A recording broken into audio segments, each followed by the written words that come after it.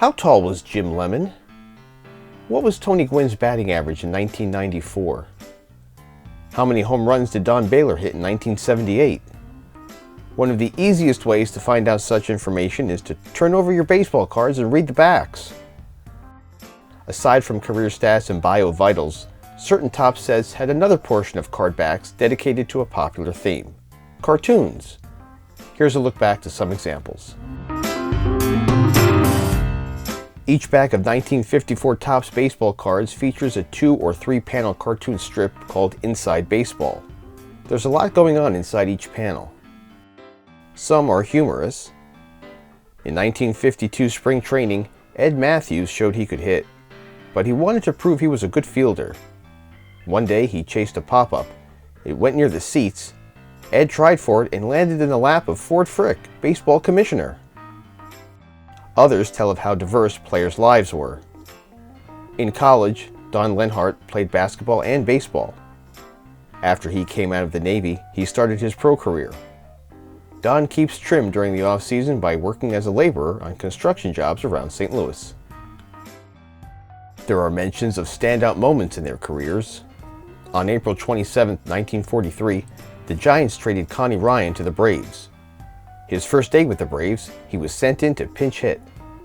Ryan slammed a 3-run homer to win the game, and the team he beat in the 3-2 victory was the Giants. Of course, we can't leave out those inspirational tales. On July 24, 1934, it was 120 degrees in the Yankee dugout. Fatigued by the heat, Earl Combs crashed into the wall chasing a fly. He fractured his skull and was near death. Out of baseball that season, he was back in 35 and hit .282. The 1955 Topps set used a large portion of card backs to offer one of 5 single-panel cartoon themes. Images are more comic-oriented, which seem to divert collectors' attention towards the trivia. You're the ump tests your knowledge of the game's rules. Remember, we're in the 1950s, so here's an easy one that hasn't changed. A pitched ball hits the batter's uniform, not the batter. What happens? The batter goes to first. Record busters call out those major league leaders who put up lofty stats. Who pitched the most years in the majors? Denton Young, we call him Cy around here. No less than 20 pitchers have since eclipsed his 22 seasons. True or false? Well, that speaks for itself. Brooklyn Dodgers were once known as the Trolley Dodgers. That's true. The franchise began with the nickname in 1884 and were called that for 5 seasons. Definitions explain those quirky terms associated with the game. What does it mean when a player pulls a rock? He makes an error. Puzzlers share those peculiar stories that aren't often told. The 1928 Braves played the most consecutive doubleheaders. How many? 9. I'd be exhausted too. In 1958, cartoons were not confined within a box on card backs, therefore none had any official background. They did, however, take up a major part of real estate on the left side. Some are complete with dialogue bubbles and sound effects written out.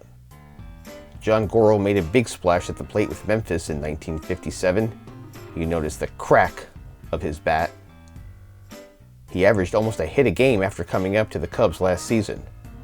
A hit a day keeps the miners away, he's reminded heading towards another base. Sandy Koufax has a blinding fastball. Look at the fear in the batter's face as he cries out, "Someone's shooting at me!" Zoom! As a freshman, he struck out 14 Redlegs in one game. Season and/or single-game highlights are a norm. On July 29, 1955, Smokey Burgess socked 3 homers in a game.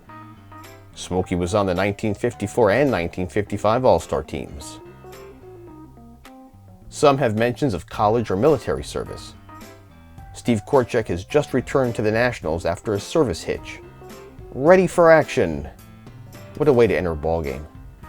He was a standout athlete at George Washington University. A statue of our first president gives the young star encouragement. That's my boy. Statues don't talk, do they? Besides baseball accolades, the possibility of future professions are touched upon. Vito Valentinetti, what a name, usually answers the bell when it rings in the bullpen. He holds a degree in business administration. The 1959 cartoons shifted to each card's right side, but still kept their whimsical charm. A lighter colored cardstock helped the pictures to pop more than the previous year. In '58, Willie Mays was the champ base stealer for the third time. He would lead the league once more in 1959. Ernie Johnson, father of NBA broadcaster with the same name, has a good screwball and palm ball. His lucky partner winks as he says, "Do your tricks."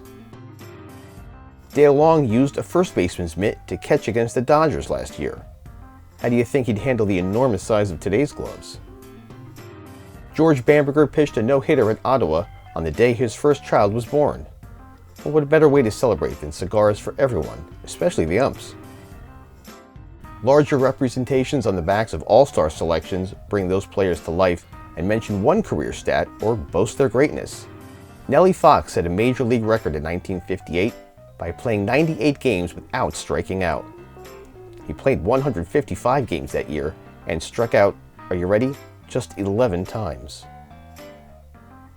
Hank Aaron is on his way to becoming one of baseball's greatest right-handed hitting outfielders. Those guys at Topps are really onto something. Topps designs continued to be a hit with collectors heading into 1960, and the comic drawings kept receiving positive reviews. Earl Averill's dad was a top-notch major leaguer for 13 years. Earl Sr. was actually a Hall of Famer who hit .318 for his career. "Someday you'll be there," he props up his son. Ray Semprock builds model planes in his spare time. Doesn't look like he flies them very well. In 1956, Steve Bilko led the Pacific Coast League in hits, home runs, RBI, and batting average. Here's another nod to George Washington as Steve quips, "I cannot tell a lie. I did it with my bat." Last year, Pete Whisenhunt belted 2 homers against the Cards in one game. A clever use of the term is drawn as Pete declares, "I'd like to belt 'em." Manager backs have a cornucopia of tunes featuring no less than 3 factoids and pictures. As a player, Al Lopez caught for the Dodgers, Braves, and Pirates. In 12 years of managing, Al's teams never finished lower than second. Last year, he won his second AL pennant.